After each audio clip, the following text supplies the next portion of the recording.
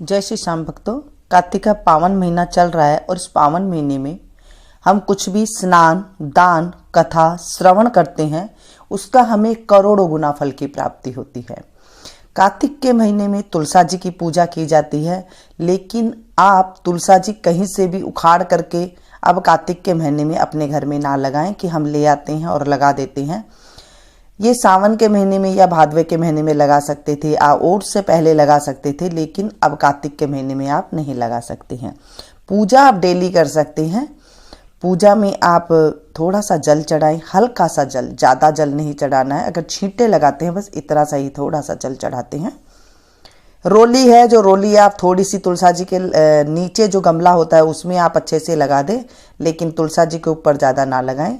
चावल जरा से वहीं नीचे लगाएं, क्योंकि चींटियाँ वगैरह हो जाती है तो फिर वहाँ पर जो है खराब हो जाती है तुलसा। थोड़ा सा गुड़ आप लगा सकते हैं और फिर पानी के आप 2 छींटे वहाँ पर लगा दें। एक दीप दान जरूर करें, घी का दिया। कार्तिक के महीने में वैसे तो ब्रह्म मुहूर्त में स्नान किया जाता है। अब कईयों को ब्रह्म मुहूर्त नहीं समझ में आता है। जब तारे रहते हैं, तारों की छाँव में कार्तिक स्नान होता है। बस उस टाइम पे आप स्नान कर लें तो आपको वो कार्तिक स्नान का भी फल मिल जाता है। जो पथवारी वगैरह रख के आप नहीं कर सकते हैं या फिर बाहर कहीं नहीं जा सकते हैं, आप स्नान कर ले। स्नान करने के बाद थोड़ा सा जल आप सूरज को चढ़ा दें। सूरज भगवान उगे हैं या नहीं उगे हैं ये कोई ज़रूरी नहीं है, उनको लग जाता है। आप स्मरण करके पहले सूर्य भगवान को जल चढ़ाएं, उसके बाद तुलसी जी को आप जल चढ़ाएं और उसके बाद दीप दान करें, दिया रखें, घी का दिया जला करके आप रखें। और वहाँ पर फिर आप हाथ जोड़े, घर में जैसे आप पूजा करते हैं वैसे कर ले। तो ये कार्तिक स्नान शुरू हो जाता है आपका, क्योंकि स्नान जो है, लोग बाहर गंगा जल भी स्नान करने गंगा सागर भी जाते हैं, और वो हरिद्वार जाते हैं, कोई पुष्कर जाते हैं। जहाँ पर भी तीर्थ स्थान में स्नान करने के लिए जाते हैं, आप घर बैठे ऐसे स्नान कर लीजिए जैसे मैंने पहले बताया था। थोड़ा सा बाल्टी में गंगा जल डाल करके, या फिर आप तुलसी के पत्ते डाल करके, या फिर आप तांबे का लोटे का जल डाल करके, जैसे बताया था वो डाल करके आप स्नान कर सकते हैं। तो वो भी जो है तीर्थ का स्नान माना जाता है। तारों की छाँव में जब हम स्नान करते हैं तो वो ब्रह्म मुहूर्त का स्नान कहा जाता है। ऐसे कार्तिक में स्नान करें। कार्तिक में स्नान करने से सारी मनोकामना पूरी होती है। जो भी मनोकामना होती है सारी पूरी होती है। इसमें विवाह की भी होती है, पुत्र की भी होती है, क्योंकि इसमें आप देखिए सारे व्रत आते हैं। करवा चौथ, होई आटे, धनतेरस, लक्ष्मी जी भी आती है, भैया दूज भी आती है, गोपाष्टमी भी आती है, आंवला नवमी भी आती है, आंवला की भी पूजा होती है। सारा कुछ इस कार्तिक के महीने में आता है। इसलिए सारी मनोकामना पूर्ति के लिए अगर आपने अभी तक स्नान नहीं किया है, कोई बात नहीं, आप नहीं कर सकते हैं तो आप लास्ट के 5 दिन कर सकते हैं। एकदम ठंडा ठंडा जल से आप आजकल तो कोई नहा नहीं सकता, अगर ना आपके शरीर में है तो आप नहा सकते हैं, नहीं तो हल्का सा गुनगुना पानी, जैसे ताज़ा पानी आ रहा है इस तरह से हल्का सा गुनगुना पानी से आप लास्ट के 5 दिन स्नान कर सकते हैं। आप कथा श्रवण करें, जो कथा है इनको श्रवण करेंगे तो भी आपका कार्तिक स्नान माना जाएगा। आप कभी भी मर्जी इसे सुन सकते हैं, रात भी होने से आप पहले सुन सकते हैं। और तुलसा जी की क्यारी जो है वहाँ पर आप शाम को भजन गाए जाएंगे दीपावली के बाद। जब मैं आपको बताऊंगी कि वो कौन से भजन होते हैं, वो शाम के भजन होंगे। अभी जो दीपावली तक है वो सुबह सुबह ही पूजा पाठ की जाती है, और शाम को तुलसा जी के आगे दीप दान जरूर किया जाता है, घी का दीपक। तो चलिए शुरू करते। बोले विष्णु भगवान की जय। श्री कृष्ण गोविंद हरे मुरारी, हे नाथ नारायण वासुदेवा। श्री कृष्ण गोविंद हरे मुरारी, हे नाथ नारायण वासुदेवा। श्री कृष्ण गोविंद हरे मुरारी, हे नाथ नारायण वासुदेवा। 11वां अध्याय। नारद जी ने कहा, एक समय जलंधर की पत्नी सहित असुरों से सम्मानित हो सभा में बैठा था, तो परम कीर्तिवान श्री शुक्राचार्य जी वहां पहुंचे, जिनके तेज से सब दिशाएं प्रकाशित हो गई। गुरु जी को आता देख असुरों सहित सागर पुत्र ने उठकर बड़े आदर से उनको प्रणाम किया।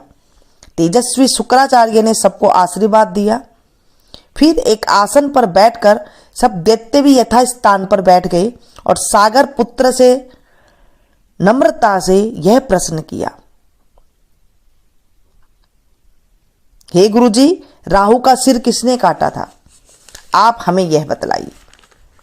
इस पर श्री शुक्राचार्य जी ने विरोचन पुत्र हिरण्यकशिपु और उसके धर्मात्मा पुत्र का परिचय देकर देवताओं और असुरों द्वारा समुद्र मंथन को संक्षेप में सब कथा कहकर यह बतलाया कि जब समुद्र से अमृत निकला था तो उसे देव रूप से राहु पीने चला।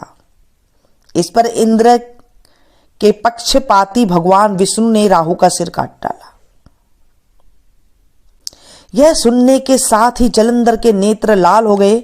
उसने बड़ा क्रोध किया। फिर अपने धस्मर नामक दूत को बुलाकर गुरु को कहा, हुआ सब वृतांत सुनाया और उसे यह आज्ञा दी, तुम शीघ्र ही इंद्रपुरी में जाकर इंद्र को मेरी शरण में लाओ। धस्मर जलंधर का बड़ा निपुण दूत था। वह शीघ्र ही इंद्र का सुधर्मा नामक सभा में जा पहुंचा और जलंधर के शब्दों में कहा, हे देवता धाम, तुमने समुद्र को क्यों मथा और मेरे पिता के सब रत्नों को क्यों ले लिया? ऐसा करके तुमने अच्छा नहीं किया। यदि तू अपना भला चाहता है तो उन सब रत्नों सहित देवताओं के साथ मेरी शरण में आ, अन्यथा हे सुधारा, हे सुराधम, मैं सत्य कहता हूं कि तेरा राज्य ध्वंस हो जाएगा। इस पर इंद्र बहुत विस्मित हुआ और कहने लगा, पहले सागर ने मेरे भय से सब पर्वतों को अपनी कुक्षी में क्यों स्थान दिया और मेरे शत्रु दैत्यों की क्यों रक्षा की? इसी कारण मैंने उनके सब रत्न हरण किए हैं। मैं भी सत्य कहता हूं कि मेरा द्रोही सुखी नहीं रह सकता। इंद्र की बात सुनकर वह दूत शीघ्र ही जलंधर के पास आया और सब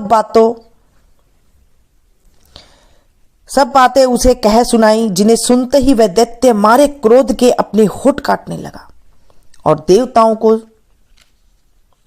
जीतने के लिए उसने उद्योग आरंभ किया। फिर तो सब दिशाओं तथा पाताल से करोड़ों दैत्य उसके पास आ गए। शुंभ निशुंभ सेनापतियों को साथ लेकर जलंधर इंद्र से युद्ध करने लगा। शीघ्र ही इंद्र के नंदन वन में उसने अपनी विशाल सेना उतार दी। वीरों की शंख ध्वनि और घोर गर्जन से इंद्रपुरी गूंज उठी। अमरावती छोड़ देवता उनसे युद्ध करने चले। भयानक मार काट हुई। दोनों पक्षों के आचार्य अपने अपने मृतकों को जिलाने लगे। असुरों के आचार्य गुरु शुक्र अपनी मृत संजीवनी विद्या से और देवगुरु बृहस्पति द्रोणागिरी से औषधि लाकर मुर्दों को जिलाते रहे। इस पर जलंधर ने अपने गुरु शुक्राचार्य जी से क्रुद्ध होकर कहा, मेरे हाथ से मरे हुए देवता जी कैसे जाते हैं? जिलाने वाली विद्या तो सब आपके पास ही है, फिर यह क्या बात है? इस पर श्री शुक्राचार्य ने देवगुरु श्री बृहस्पति जी के द्वारा द्रोणागिरी से औषधि लाकर देवताओं को जिलाने की बात कह दी। यह सुनकर जलंधर और भी क्रुद्ध हो गया। श्री शुक्राचार्य जी ने कहा, क्रुद्ध क्यों होते हो? यदि शक्ति हो तो द्रोणागिरी पर्वत को उखाड़ कर समुद्र में फेंक दो, तब मेरे कथन की सत्यता प्रमाणित हो जाएगी। इस पर जलंधर क्रुद्ध होकर शीघ्र ही द्रोणागिरी पर्वत के पास जा पहुंचा और अपनी भुजाओं द्वारा उसे जड़ से उखाड़कर समुद्र में फेंक दिया। यह भगवान शंकर का तेज था। इसमें जलंधर की कोई विचित्रता नहीं थी। पश्चात यह सागर पुत्र युद्ध भूमि में आकर बड़े वेग से देवताओं का संहार करने लगा। जब बृहस्पति औषधि लेने के लिए द्रोणागिरी पर्वत पहुंचे तो द्रोणागिरी की जगह वहां पर उन्हें सूना मैदान मिला। तो वह भयभीत होकर देवताओं के पास आए और कहा कि युद्ध बंद कर दो, तुम लोग अब जलंधर को नहीं जीत सकोगे। पहले इंद्र ने जो भगवान शंकर का अपमान किया था, यह उसी का फल है। यह सुनकर देवता युद्ध की आशा त्याग अत्यंत ही व्याकुल हो इधर उधर भाग निकले। सिंधु सुत निर्भय होकर अमरावती में प्रविष्ट हो गया। इंद्र आदि देवताओं ने गुफाओं में शरण ली। बोलिए विष्णु भगवान की जय। आज हमने 11वां अध्याय का पाठ का स्मरण किया है और अब हम राम कथा का स्मरण करेंगे। भगवान श्री राम, लक्ष्मण और सीता जी पिता दशरथ जी की आज्ञा पालन करने के लिए वनवास चले। रास्ते में सारे तीर्थ गंगा, जमुना, गोमती वगैरह में तर्पण किया। वन में फल फूल कंद मूल खाकर जीवन यापन करते थे। कार्तिक माह एकम को राम जी की आज्ञा से लक्ष्मण जी कंद मूल तोड़कर लाए और सीता जी के आगे रख दिए। सीता जी ने उनकी 4 पतले बनाई। लक्ष्मण जी पूछने लगे, माता जी आपने 4 पतले किस लिए बनाई है? सीता जी बोली, 1 पत्तल राम जी की, 1 पत्तल लक्ष्मण जी की, 1 पत्तल गौ की माता की और 1 पत्तल मेरी। राम और लक्ष्मण जी ने अपनी अपनी पत्तल तो उठा ली और एक गौ माता के आगे रख दी। सीता जी ने अपनी पत्तल नहीं उठाई और न ही गौ माता ने। राम जी ने सीता जी से पूछा, आपने फलाहार क्यों नहीं किया? तब सीता जी ने कहा, मेरा तो राम कथा कहने का नियम है, राम कथा कहने से पहले मैं फलाहार नहीं करूंगी। तब राम जी ने कहा, राम कथा मुझे सुनाओ। सीता जी बोली, आप तो हमारे पतिदेव हैं, आपको राम कथा कैसे सुनाऊं? लक्ष्मण जी बोली, माता जी लक्ष्मण जी बोले, माता जी तब आप राम कथा मुझे सुना दीजिए। सीता जी बोली, आप तो शादीशुदा देवर है, औरतों की बातें औरतें ही जाने। तब लक्ष्मण जी सोच लगे, वन में औरतें कहां से आएगी? तब लक्ष्मण जी ने धरती पर माया नगरी बसा दी। उस नगरी में सभी चीजों जैसे महल, मालिन, बर्तन, कपड़ा, काम करने की सभी चीजें सोने की थी। उस नगरी का नाम सोने की नगरी रख दिया गया। इस सोने की नगरी में आदमी और औरतें सभी को काफी गर्व था। कोई भी व्यक्ति गरीब नहीं था। राजा से लेकर भंगी तक गर्व में पागल थे। सीता जी कुएं पर गई, वहां पनिहारियां पानी भरने आई थी। उनका मटका, झालर और ईंडनी तीनों सोने की थी। सीता जी कुएं पर बैठी औरतों से राम राम बोली तो किसी भी औरत ने राम राम का जवाब नहीं दिया, क्योंकि वे तो सभी गर्व में डूबी हुई थी। थोड़ी देर में एक डाबड़ी आई और सीता जी ने उसे भी राम राम किया। वह बोली, तुम हमारी राम कथा सुन लो। डाबड़ी बोली, आपकी राम कथा नहीं सुनती, मैं तो अपने घर को जा रही हूं। सीता जी बोली, मेरे राम लक्ष्मण भूखे हैं। डाबड़ी बोली, कौन से राम लक्ष्मण, मैं तो घर को जाती हूँ, मुझे तो मेरी माँ बुला रही है। इतना कहकर डाबड़ी अपने घर चली गई। सीता जी को गुस्सा आ गया। पूरे सोने की नगरी पीतल की हो गई। डाबड़ी की माँ ने पूछा, जेवर, मटका, ईंडनी सब खोटी कहाँ से कर लाई? डाबड़ी ने कहा, मुझे पता नहीं, मैं तो पहने हुए गई थी,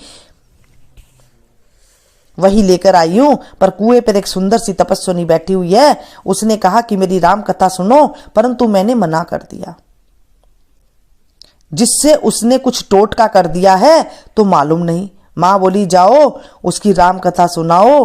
तो तपस्विनी नहीं, वो तपस्विनी नहीं है, वो तो सीता जी है। वापस जाओ, अपने घर में रिद्धि सिद्धि हो जाएगी।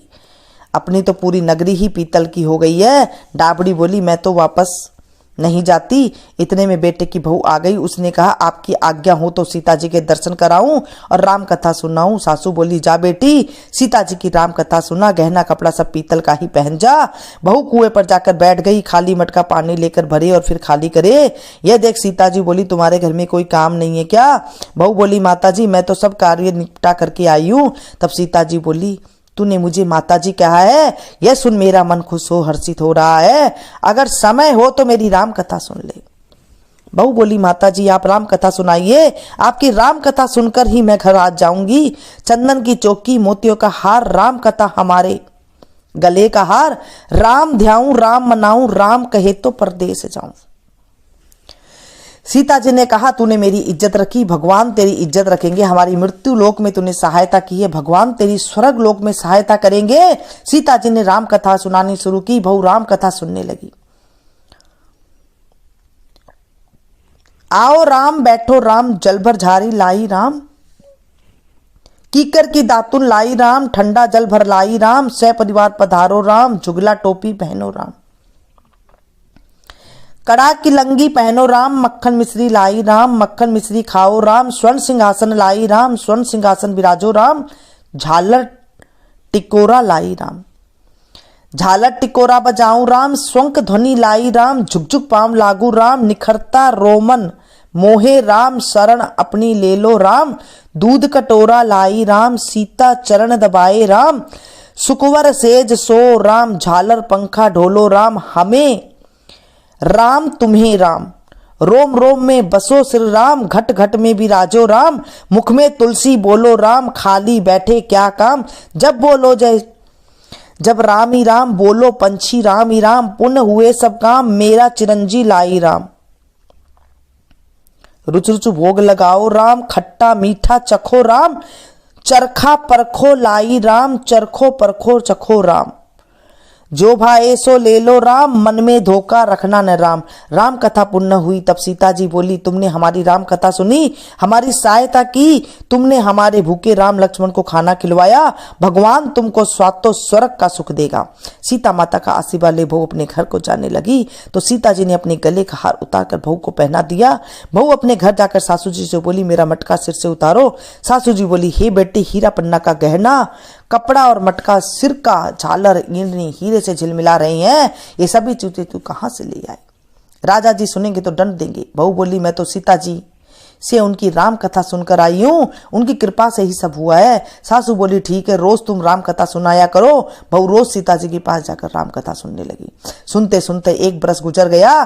तब बहू ने कहा, सीता जी कहानी का उद्यापन बताओ। सीता जी बोली, 7 लड्डू 1 नारियल लेना और फिर उनके 7 भाग करना, एक भाग मंदिर में चढ़ाना, मंदिर बनाने का जितना फल मिलेगा 1 भाग तालाब में चढ़ा देने से तालाब खुदवाने का जितना धर्म होगा, 1 भाग भागवत पर चढ़ाने से भागवत सुनने का जितना फल मिलेगा, 1 भाग तुलसी पर चढ़ाने से तुलसी की शादी करने जितना फल मिलेगा, 1 भाग कुंवारी कन्या को देने से कन्यादान करने का फल मिलेगा, 1 भाग ब्राह्मण को देने से ब्राह्मण को खाना खिलाने का जितना फल मिलेगा, 1 भाग सूर्य भगवान को चढ़ाने से 33 करोड़ देव देवताओं को भोग लगाने का जितना फल मिलेगा।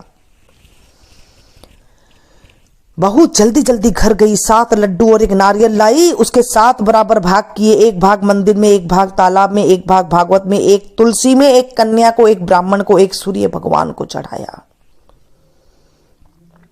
सूर्य भगवान को चढ़ाने से 33 करोड़ देवी देवता ने भोग लगा लिया। अब बहू फिर से सीता जी के पास गई और बोली, माता जी मैंने सबका उद्यापन कर दिया। सीता जी बोली, अच्छा बहू अब बैठ जाओ, 7 दिनों बाद बैकुंठ धाम विमान आएगा। 7 दिनों बाद ही बैकुंठ धाम से विमान रिमझिम झिमझिम करता आया। बहू बोली, सासू जी विमान आया, आप भी चलो। सासू जी बोली, बहू मैं अकेली कैसे जाऊं, अपने ससुर को भी ले लो, अपने माता पिता को ले लो, भाई बंधु कुटुंब कमर को ले लो, अड़ोसी पड़ोसी को ले लो। बहू ने सबको विमान पर बिठा लाई। विमान फिर भी खाली रहा। इतने में ननद आई और बोली, भाभी मुझे भी विमान पर बैठा लो। माता जी ने देखा विमान की जगह ही नहीं है। बहू सीता जी बोली, माता जी हमारी ननद रानी को भी बैठाओ। सीता जी बोली, तुम्हारी ननद घमंड से भरी हुई है और हमारा विमान कच्चे धागे से बना हुआ है, यह टूट जाएगा। नंद बोली, भाभी जी मैं यहाँ अकेली रहूंगी तो सांप बिच्छू खा जाएंगे। भाभी जी बोली, अपनी करनी आप ही भोगो, हमें अपनी करनी से सीता माता के साथ जा रही हैं। इतने में बहू अपने पति के साथ विमान में विराजमान हो गई। यह देख नगरी के सभी लोग इकट्ठे हो गए और पूछने लगे, बहू आपने ऐसा कौन सा धर्म कार्य किया था सो सब लोग सीता जी के साथ विमान में बैकुंठ में जा रहे हैं? आपने रामायण का पाठ किया या गीता का पाठ किया या कोई अखंड पुण्य किया जिससे कि स्वर्ग विमान लेने आया है तुम्हें? बहू बोली, मैं तो केवल सीता माता से राम कथा सुनी और उसका उद्यापन किया। नगरी के लोग कहने लगे, बहू हमें भी राम कथा सुनाओ।